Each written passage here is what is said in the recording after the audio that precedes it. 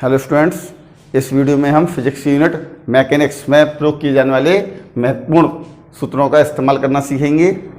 जैसे कि आपको मालूम है, इस यूनिट में गति, बल, कार्य सामर्थ्य ऊर्जा, गुरुत्वाकर्षण,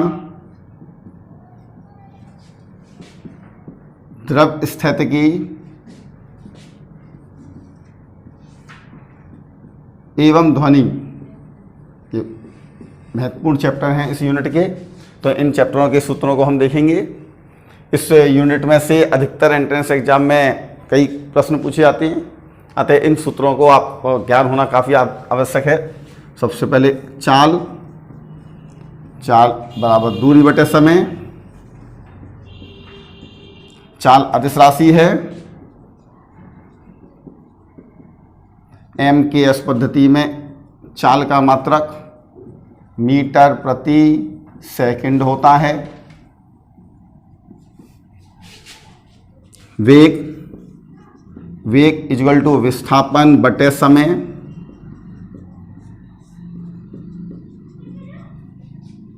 वेग सदिश राशि है।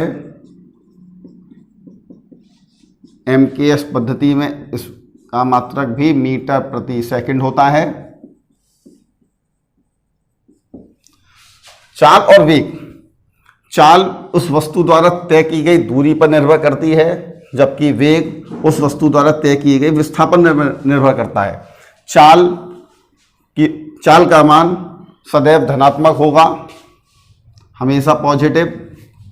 वेग, क्योंकि वेग विस्थापन पर निर्भर करता है और किसी वस्तु का विस्थापन धनात्मक भी हो सकता है, ऋणात्मक भी हो सकता है और शून्य भी हो सकता है। अतः वेग का मान धनात्मक भी हो सकता है, ऋणात्मक भी हो सकता है और शून्य भी हो सकता है। औसत चाल बराबर कुल दूरी, वस्तु द्वारा तय की गई कुल दूरी बटे कुल समय तथा औसत वेग इक्वल टू कुल विस्थापन बटे कुल समय।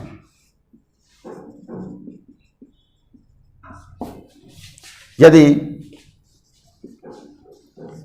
कोई वस्तु पहली आधी दूरी, यदि कोई वस्तु अपनी यात्रा की पहली आधी दूरी v1 चाल से तथा अगली आधी दूरी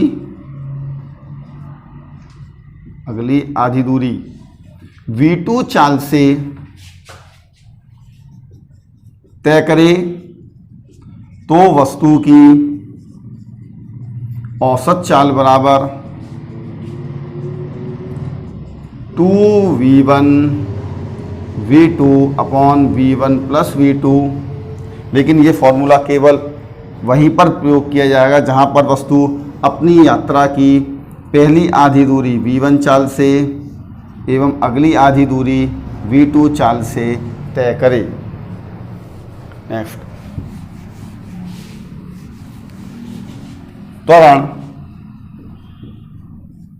त्वरण बराबर, जैसा मालूम है किसी वस्तु के वेग परिवर्तन की दर को त्वरण कहते हैं।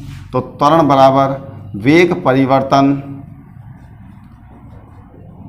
बटे समय।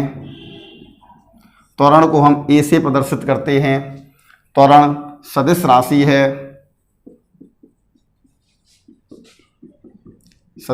है।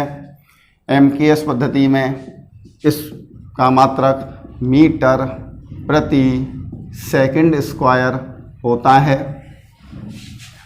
यदि किसी वस्तु का प्रारंभिक वेग u तथा t समय के बाद वेग v हो जाए, तो वस्तु का त्वरण a equal to v minus u upon t।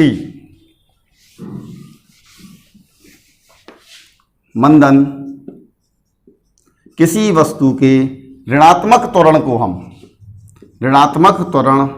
को मंदन कहते हैं।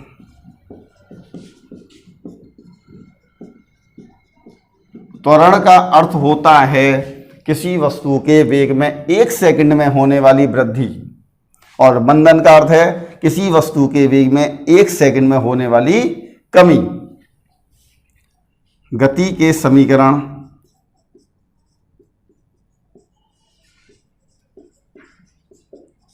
पहला समीकरण है v equal to u plus a t, S equal to u t plus half a t square, v square equal to u square plus 2gh, जहाँ u वस्तु का प्रारंभिक वेग, v अंतिम वेग, a वस्तु का त्वरण, t समयांतराल तथा s वस्तु द्वारा तय की गई दूरी है।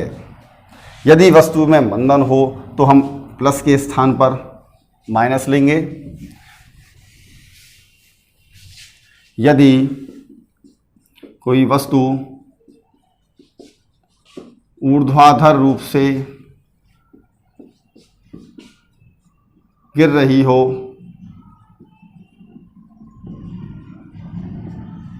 तब S के स्थान पर H और A के स्थान पर G का प्रयोग करते हैं। तब गति के समीकरण V equal to u plus g t, H equal to u t plus half g t square, V square equal to u square plus 2gh। यदि वस्तु को u वेग से ऊपर की ओर फेंका जाए तब प्लस के स्थान पर, धनात्मक के स्थान पर माइनस लिया जाएगा। v equal to u minus g t, h equal to u t minus half g t square, v square equal to u square minus 2gh। यदि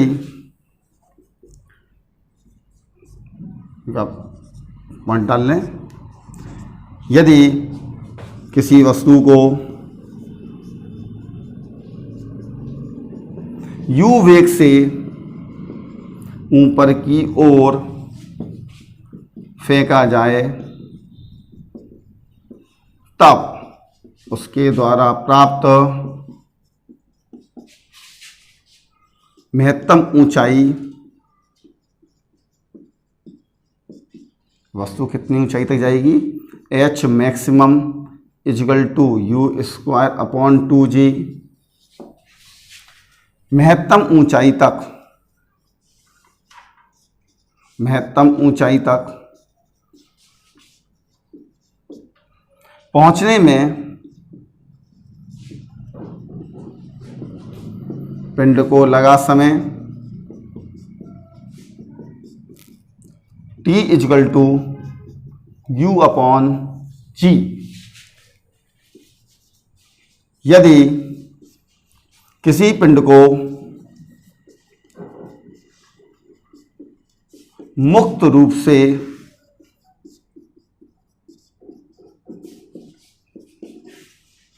छोड़ा जाए तब h दूरी तय करने के बाद पिंड का वेग u equal to under root 2gh।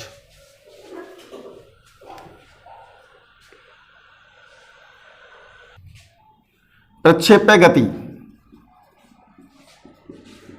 Projectile motion, जिस गति में क्षैतिज और ऊर्ध्वाधर यानी वस्तु आगे भी बढ़े और ऊर्ध्व दिशा में गति, इस प्रकार की गति को हम प्रक्षेप्य गति कहते हैं। जैसे क्रिकेट के मैदान में एक प्लेयर दूसरे प्लेयर को गेंद फेंकता है तो वह प्रक्षेप्य गति होती है। यहाँ से यहाँ तक कोई वस्तु गई, इसकी वस्तु आगे भी बढ़ रही है और पहले ऊपर भी गई और नीचे भी आई, इस प्रकार की गति को प्रक्षेप्य गति कहते हैं। प्रक्षेप्य गति, और याद रखिएगा प्रक्षेप्य का पथ और पिंड जिस पथ पर गति करता है इस पथ को हम प्रक्षेप्य का पथ कहते हैं। और प्रक्षेप्य का पथ परवलयाकार होता है। इस प्रक्षेप्य पथ के उच्चतम बिंदु की ऊर्ध्वाधर ऊंचाई को हम प्रक्षेप्य की ऊंचाई कहते हैं। प्रक्षेपण बिंदु से, जिस बिंदु से पिंड को प्रक्षेपित किया गया, उस बिंदु से अधिकतम ऊंचाई तक पहुंचकर और फिर प्रक्षेपण बिंदु की सीध तक, यहां से इसकी सीध तक आने में जितना समय लगता है, इसे प्रक्षेप्य का उड्डयन काल कहते हैं। और इस प्रक्षेपण काल के दौरान पिंड द्वारा चली गई क्षैतिज दूरी को प्रक्षेप्य की परास कहते हैं। ये ऊंचाई प्रक्षेप्य की परास। तो प्रक्षेप्य की परास, प्रक्षेप्य की परास R = U² sin 2θ/g। प्रक्षेप्य की महत्तम ऊंचाई H = U² sin² θ/2g। प्रक्षेप्य का उड्डयन काल T = 2U sin θ/g। यदि हम किसी पिंड को अधिकतम परास अधिकतम रखना चाहते हैं तो इसका कोण कितना होना चाहिए? तो यदि किसी पिंड के अधिकतम परास के लिए हमें उस वस्तु को क्षैतिज से 45 अंश के कोण पर फेंकना चाहिए। अतः अधिकतम परास के लिए प्रक्षेपण कोण 45 डिग्री होना चाहिए। यदि किसी पिंड को थीटा अथवा 90 - थीटा कोण पर प्रक्षेपित करें, थीटा अथवा 90 - थीटा कोण पर प्रक्षेपित करें, तो यदि किसी पिंड को थीटा अथवा 90 - थीटा कोण पर प्रक्षेपित करें तो क्षैतिज परास समान होता है। अर्थात यदि पिंड को हम 15 डिग्री पर फेंकें, 90 - 15 अर्थात 75, तो 15 पर फेंकें आप या फिर 75 डिग्री पर, 90 - 15 75, इन दोनों ही स्थितियों में उस पिंड का क्षैतिज परास समान होगा।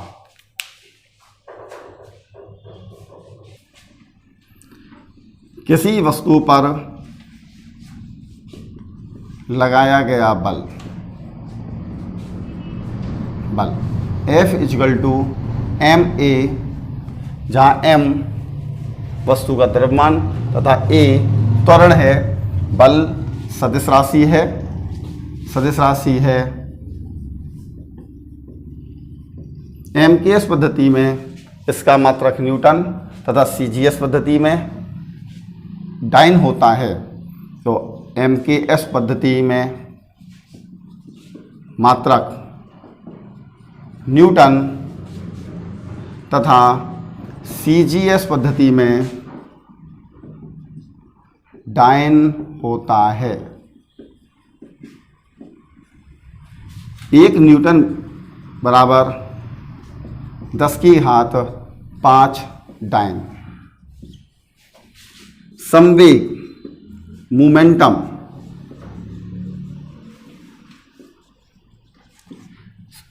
संवेग बराबर द्रव्यमान गुणा वेग, अर्थात किसी वस्तु के द्रव्यमान और वेग के गुणनफल को संवेग कहते हैं। संवेग को P से प्रदर्शित करते हैं, P = m × v। संवेग भी सदिश राशि है। MKS पद्धति में इसका मात्रक किलोग्राम/मीटर/सेकंड अथवा न्यूटन सेकंड होता है। बल तथा संवेग परिवर्तन की दर में संबंध, बल तथा संवेग परिवर्तन की दर में संबंध।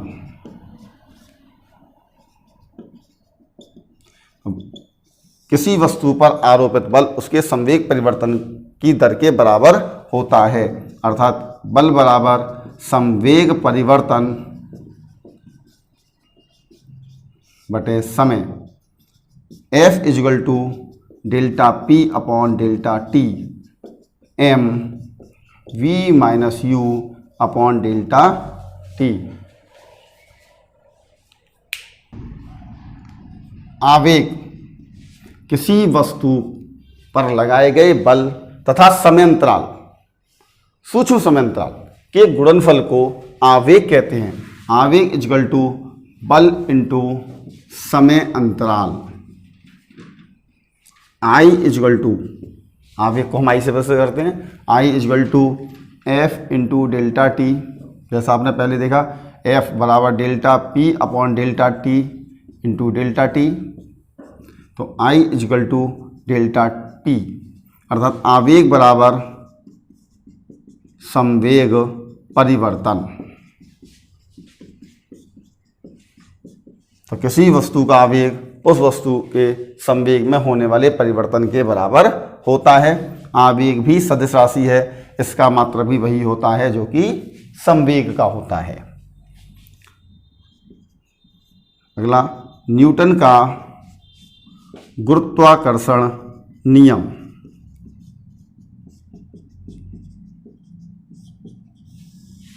ब्रह्मांड में कोई से भी दो पिंड स्थित हों, उनके बीच में एक आकर्षण बल कार्य करता है। तो न्यूटन ने इसके लिए एक नियम दिया, यदि दो पिंड हैं m1 m2 एक दूसरे से r दूरी पर स्थित हैं, तब इनके बीच लगने वाला आकर्षण बल इन दोनों पिंडों के द्रव्यमानों के गुणनफल के अनुक्रमानुपाती तथा बीच की दूरी के वर्ग के व्युत्क्रमानुपाती होता है, अर्थात F प्रोपोर्शनल m1 m2 बटे r स्क्वायर। प्रोपोर्शनल को बराबर करने के लिए हमें एक कांस्टेंट का मल्टीप्लाई करना पड़ेगा। तो F equal to g m1 m2 बटे r स्क्वायर, जहाँ g एक नियतांक है जिसे सार्वत्रिक गुरुत्वाकर्षण नियतांक कहते हैं। तो g सार्वत्रिक गुरुत्वाकर्षण नियतांक, इसका मान g की वैल्यू 6.67 10⁻⁻11 न्यूटन मीटर स्क्वायर प्रति किलोग्राम स्क्वायर है।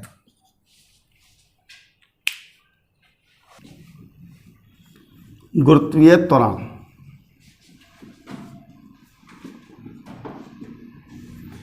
यदि किसी पिंड को मुक्त रूप से छोड़ा जाए तो उसके 1 सेकंड में वेग में होने वाली वृद्धि को गुरुत्वीय त्वरण कहते हैं, अर्थात मुक्त रूप से गिरती हुई किसी वस्तु के वेग में पर 1 सेकंड में होने वाली वृद्धि को गुरुत्वीय त्वरण कहते हैं। इसे हम स्मॉल g से प्रदर्शित करते हैं और पृथ्वी तल पर इसका मान 9.8 मीटर प्रति सेकंड स्क्वायर लिया जाता है। स्मॉल g तथा कैपिटल G में संबंध,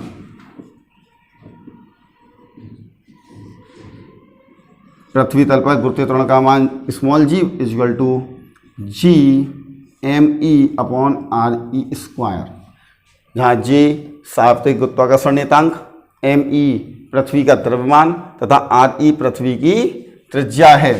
यदि पृथ्वी का द्रव्यमान और पृथ्वी की त्रिज्या, क्योंकि पृथ्वी का द्रव्यमान तो नियत है, यदि पृथ्वी की त्रिज्या हर स्थान पर एक समान होती तो पृथ्वी तल पर g का मान सभी स्थानों पर एक समान होता, किंतु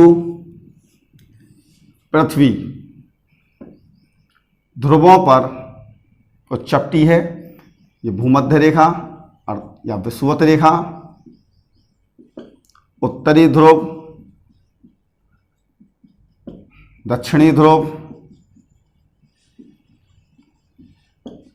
ध्रुवों पर पृथ्वी की त्रिज्या भूमध्य रेखा की त्रिज्या से 21 किलोमीटर कम है। अतः सूत्र के अनुसार जहां त्रिज्या कम होगी वहां जी का मान अधिक होगा। तो ध्रुवों पर जी का मान सबसे अधिक तथा भूमध्य रेखा पर सबसे कम होता है। अब पृथ्वी तल पर भिन्न भिन्न स्थानों पर जी का मान भी भिन्न भिन्न होगा। यदि हम उत्तरी ध्रुव से दक्षिण भूमध्य रेखा की ओर जाएं तो जी का मान घटेगा, और यदि भूमध्य रेखा से ध्रुवों की ओर जाएं तो जी का मान बढ़ेगा। अब यदि पृथ्वी तल से ऊपर जाएं या पृथ्वी में गड्ढा खोद के अंदर जाएं तो दोनों ही स्थितियों में जी का मान घटता है। पृथ्वी तल से h ऊंचाई पर गुरुत्वीय त्वरण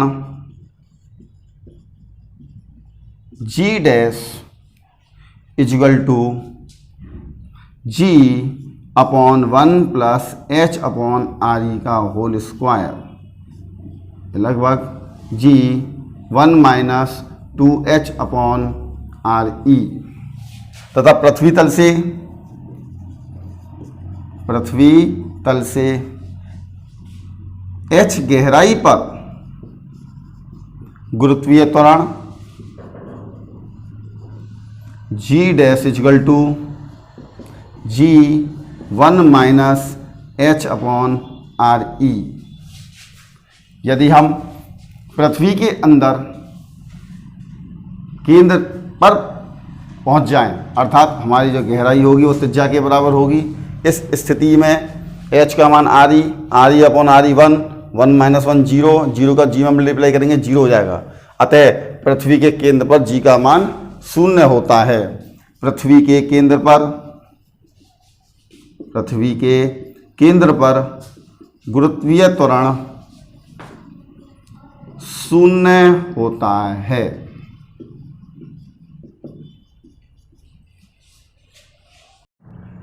लिफ्ट में खड़े व्यक्ति का भार, यदि m द्रव्यमान का व्यक्ति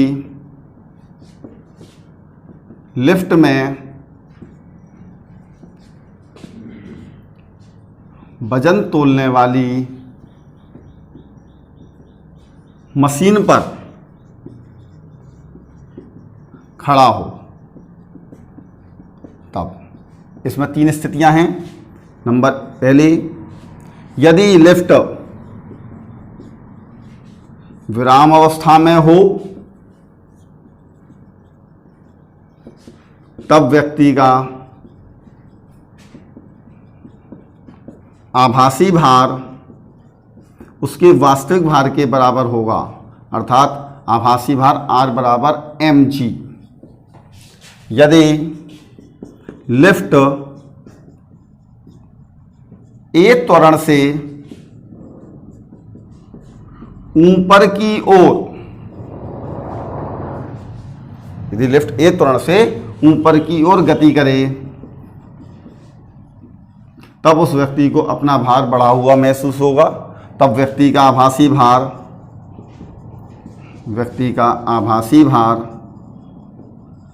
R equal to mg plus A। और यदि लिफ्ट A त्वरण से नीचे की ओर गति करे तो तब उस व्यक्ति को अपना भार घटा हुआ महसूस होगा। तब व्यक्ति का आभासी भार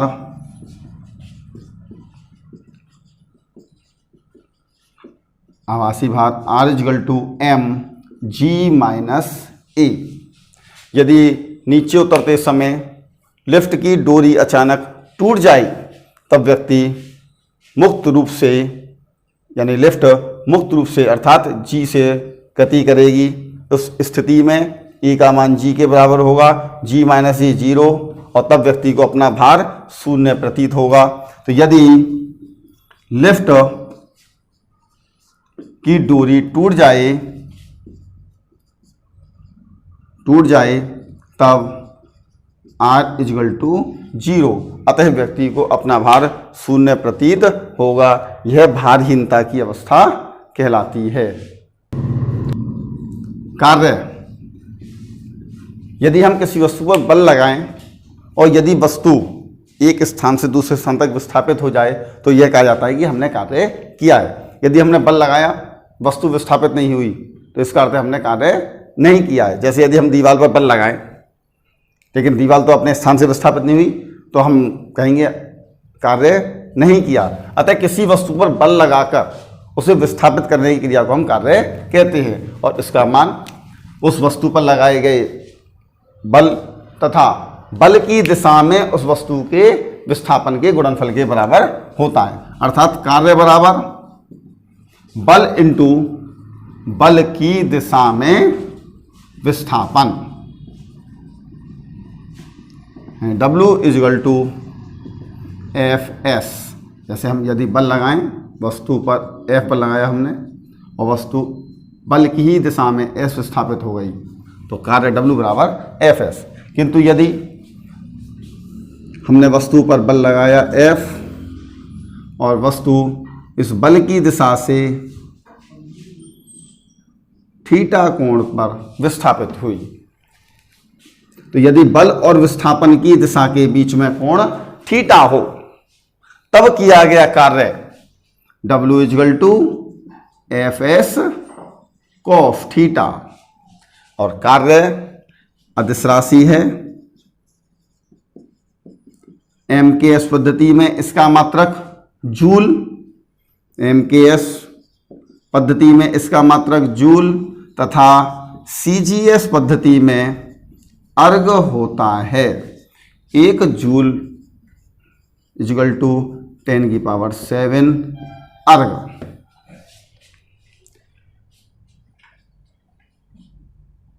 यदि बल तथा विस्थापन एक दूसरे के लंबवत हों, अर्थात F तथा S के बीच कोण 90 डिग्री हो, जैसे 36 प्लेटफॉर्म पर कुली अपने सिर पर सामान लेकर आगे की ओर बढ़ रहा है। इस स्थिति में कुली द्वारा बल ऊपर की ओर लगाया जा रहा है तथा इसका विस्थापन आगे की ओर हो रहा है। इस स्थिति में बल और विस्थापन की दिशा के बीच बना कोण 90 डिग्री होगा। अतः उस कुली द्वारा किया गया कार्य W बराबर Fs cos 90 बराबर 0। तो यदि बल और विस्थापन की दिशा के बीच कोण 90 डिग्री हो तो इसके द्वारा किया गया कार्य शून्य होगा। सामर्थ्य बराबर कार्य बटे समय, अर्थात किसी मशीन अथवा कर्ता के कार्य करने की समय दर को सामर्थ्य कहते हैं। P equal to W upon T। यदि कोई वस्तु T समय में W कार्य करे तो उसकी शक्ति P equal to W upon T होगी। सामर्थ्य अदिश राशि है, इसका मात्रक जूल पर सेकंड अथवा वाट है। जूल पर सेकंड को वाट कहते हैं। यदि कोई मशीन 1 सेकंड में 1 जूल कार्य करे तो उस मशीन की सामर्थ्य 1 वाट होगी। यदि मान लीजिए A और B दो व्यक्ति, A और B दोनों व्यक्ति छत पर पहुंचते हैं और A के द्वारा लिया गया समय कम और B के द्वारा लिया गया समय अधिक है, तो A की शक्ति अधिक और B की शक्ति कम होगी। सामर्थ्य के बड़े मात्रक 1 किलोवाट, वाट सामर्थ्य का छोटा मात्रक है। 1 किलोवाट बराबर 1000 watt. 1 megawatt is equal to 10⁶ watt. एक अश्व शक्ति अर्थात हॉर्स पावर, इसे हॉर्स पावर ही हम कहते हैं, एक horse power equal to 746 watt होते हैं। अब चूंकि आपको मालूम है P equal to W upon T, P equal to W upon T और W equal to F S upon T, और S विस्थापन और T समय, विस्थापन बटे समय वेग, तो P equal to F into V, अर्थात सामर्थ्य बराबर बल गुणा वेग। जिस प्रकार वाट सामर्थ्य का छोटा मात्रक है, इसी प्रकार जूल भी कार्य का छोटा मात्रक है। कार्य के बड़े मात्रक वाट घंटा, किलोवाट घंटा या मेगावाट घंटा होता है। जैसे 1 वाट घंटा, 1 किलोवाट घंटा, 1 मेगावाट घंटा। 1 वाट घंटा इक्वल टू 3.6 इंटू 10 की पावर 3 जूल। 1 किलोवाट घंटा इक्वल टू 3.6 इंटू 10 की पावर 6 जूल। 1 मेगावाट घंटा 3.6 इंटू 10 की पावर 9 जूल। ऊर्जा एनर्जी किसी वस्तु के कार्य करने की क्षमता को ऊर्जा कहते हैं, अर्थात वस्तु अधिक से अधिक कितना कार्य कर सकती है, उस अधिकतम कार्य को हम उस वस्तु की ऊर्जा कहते हैं, अर्थात ऊर्जा बराबर अधिकतम कार्य, ऊर्जा बराबर अधिकतम कार्य। अब चूंकि कार्य अदिश राशि है, अतः ऊर्जा भी अदिश राशि होगी। इसका मात्रक भी वही हैं जो कि कार्य के मात्रक हैं। ऊर्जा कई प्रकार की होती हैं, जैसे यांत्रिक ऊर्जा, पवन ऊर्जा, सौर ऊर्जा, नाभिकीय ऊर्जा, द्रव्यमान ऊर्जा। तो यांत्रिक ऊर्जा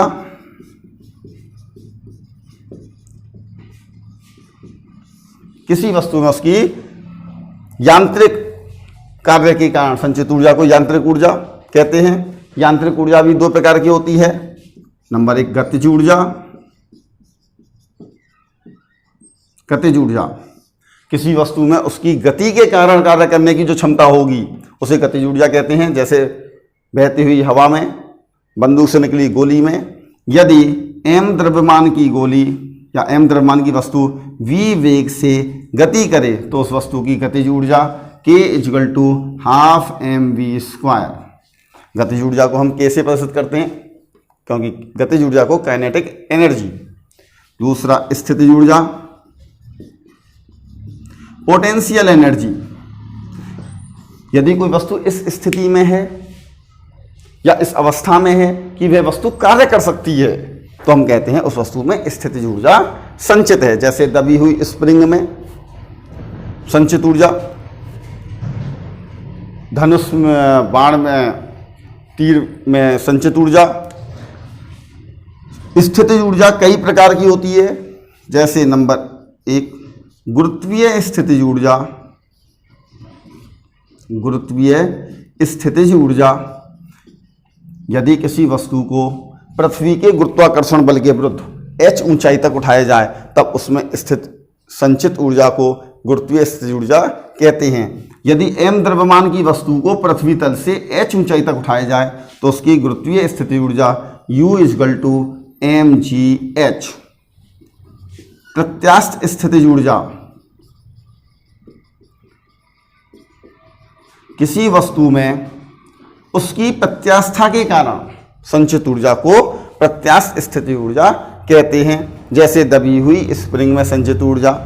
यदि कोई वस्तु अपनी साम्य स्थिति से x विस्थापित हो तो उसकी प्रत्यास्थ स्थितिज ऊर्जा U equal to half k x², जहाँ k स्प्रिंग का बल नियतांक है। द्रव्यमान ऊर्जा किसी वस्तु में उसके द्रव्यमान के कारण संचित ऊर्जा को द्रव्यमान ऊर्जा कहते हैं। अब आइंस्टीन ने यह बताया कि द्रव्यमान को हम ऊर्जा में और ऊर्जा को द्रव्यमान में परिवर्तित किया जा सकता है। यदि m द्रव्यमान को पूर्णतः ऊर्जा में परिवर्तित किया जाए तो उससे प्राप्त ऊर्जा E इक्वल टू mc², जहाँ c प्रकाश की चाल है, c प्रकाश की चाल, इसका मान 3 × 10⁸ मीटर पर सेकंड होता है। दाब, किसी तल के एकांक क्षेत्रफल पर लगने वाले लंबवत बल को हम दाब कहते हैं। यदि इस तल का एरिया A और इस पर लगने वाला लंबवत बल F हो तो इस तल पर लगने वाला दाब बराबर लंबवत बल बटे क्षेत्रफल, अर्थात P = F/A। इसका मात्र दाब अदिश राशि है,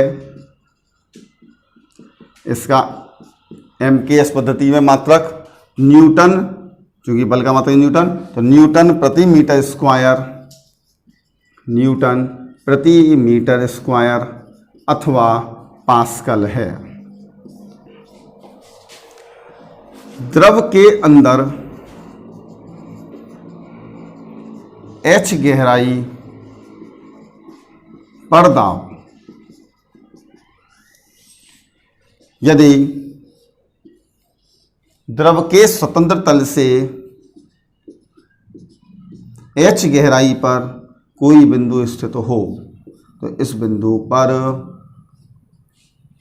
द्रव का दाब P = HdG, जहाँ H उस बिंदु की स्वतंत्र तल से गहराई, D द्रव का घनत्व तथा G गुरुत्वीय त्वरण है। अर्थात गहराई जितनी ज़्यादा होगी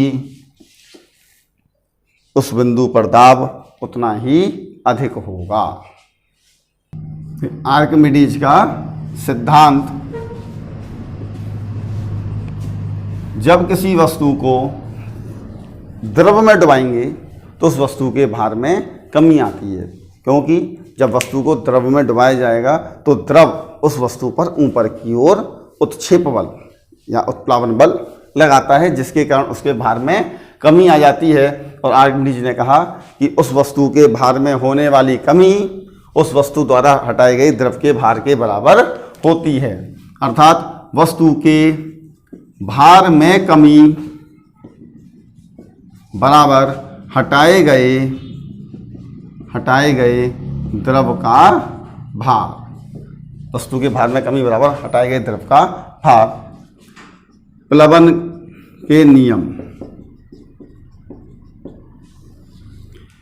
प्लवन अर्थात प्लवन का अर्थ है तैरना, तैरने के नियम कि वस्तु किसी द्रव में कब तैरेगी, तो इसके लिए प्लवन ने 3 नियम दिए कि जब हम किसी वस्तु को द्रव में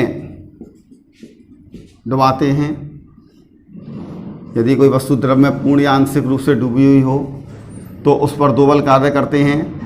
नंबर 1, वस्तु का भार W नीचे की ओर और द्रव का उत्क्षेप बल F ऊपर की ओर। अब इसमें 3 स्थितियां हैं।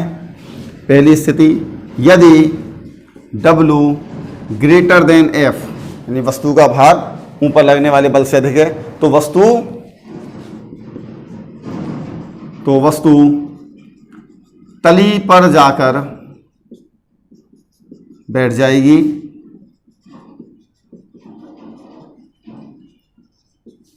दूसरा पॉइंट, यदि W = F अर्थात वस्तु का भार हटाए गए उत्प्लावन वस्तु द्वारा हटाए गए द्रव के भार के बराबर अर्थात उत्प्लावन बल के बराबर है, तब वस्तु पूरी तरह डूबी रहकर तैरेगी।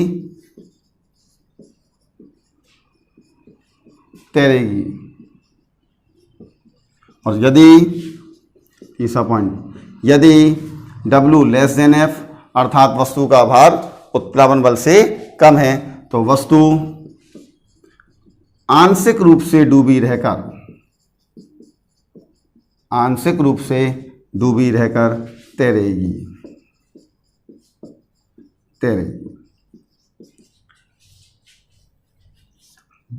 द्रव में तैरती वस्तु के डूबे भाग का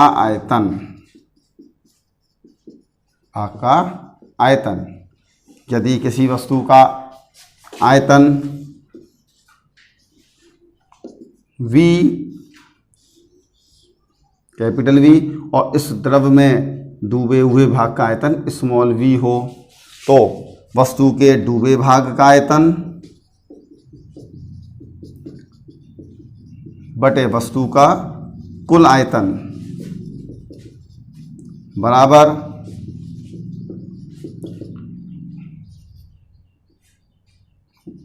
वस्तु का घनत्व बटे द्रव का घनत्व।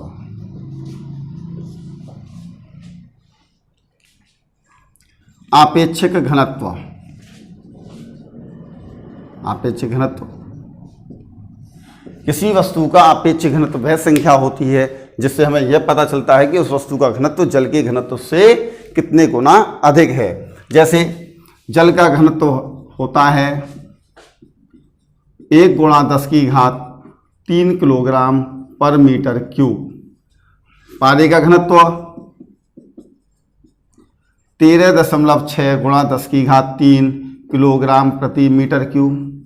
चूंकि पानी का घनत्व जल के घनत्व से 13.6 गुना अधिक है, अतः पानी का आपेक्षिक घनत्व 13.6 होगा। अतः किसी वस्तु का आपेक्षिक घनत्व बराबर वस्तु का घनत्व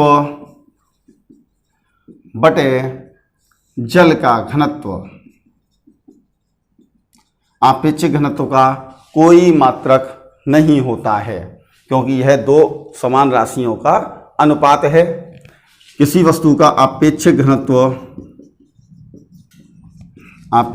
बराबर वस्तु का वायु में भार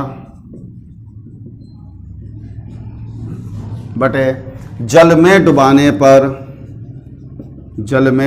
पर वस्तु के भार में कमी।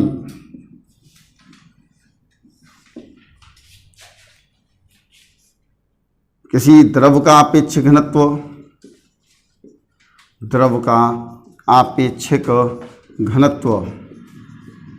बराबर वस्तु को द्रव में डुबाने पर भार में कमी बटे जल में डुबाने पर भार में कमी। नेक्स्ट हेडिंग हमारी आवृत्ति। मालूम आपको आवृत्ति किसी वस्तु द्वारा 1 सेकंड में किए गए दोलनों अथवा कंपनों की संख्या को आवृत्ति कहते हैं। इसे n से प्रदर्शित करते हैं। इसका मात्रक प्रति सेकंड अथवा हर्ट्ज होता है। हर्ट्ज। आवर्तकाल किसी वस्तु द्वारा एक दोलन पूरा करने में लगे समय को आवर्तकाल कहते हैं। इसे t से प्रदर्शित करते हैं। इसका मात्रक सेकंड होता है। और आवृत्ति और आवर्तकाल में संबंध n = 1/t या n × t = 1। वेग आवृत्ति तथा तरंग दैर्घ्य में संबंध।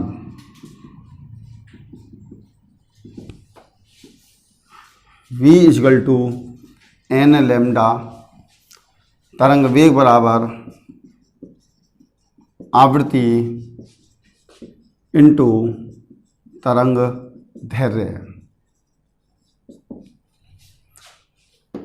ध्वनि की चाल ठोसों में सबसे अधिक, द्रवों में उससे कम तथा गैसों में सबसे कम होती है। ध्वनि की चाल पर दाब का कोई प्रभाव नहीं पड़ता है तथा ताप बढ़ाने पर ध्वनि की चाल बढ़ जाती है और 1 डिग्री सेल्सियस ताप बढ़ाने पर वायु में ध्वनि की चाल 0.61 मीटर प्रति सेकंड अधिक हो जाती है।